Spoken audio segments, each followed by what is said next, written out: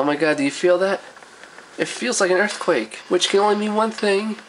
That it's time to review Elite Series 35 Earthquake, who happens to be a flashback.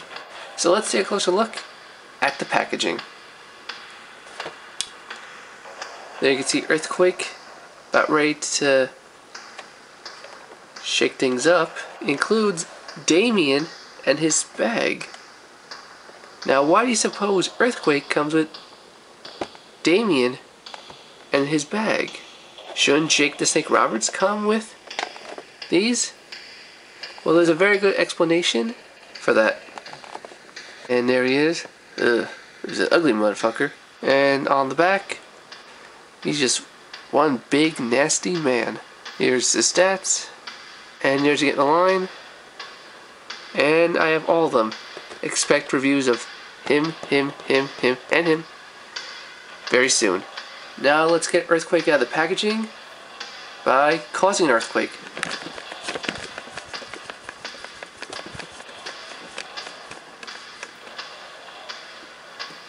And here he is, out of the packaging with Damien and the snake bag.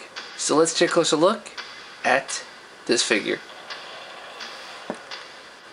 Here's his face, and he is just as ugly as a figure as he is on the packaging. He's got a balding head, long hair, big thick beard, chest hair, a very big round body, blue singlet, it's black pattern with seismic waves. He's got a tattoo of, it's like a tiger. Got big, thick legs. And he's got blue boots, white laces, white soles. On the back, more of the same. And now let's take a closer look at the snake bag, which you could put Damien in, and it's cloth. And here's Damien. And this one is like a darker green as opposed to the one that came with Jake the Snake in a battle pack with Dean Ambrose. Here's that one. How are you? I'm doing great. How about you? More of a yellow.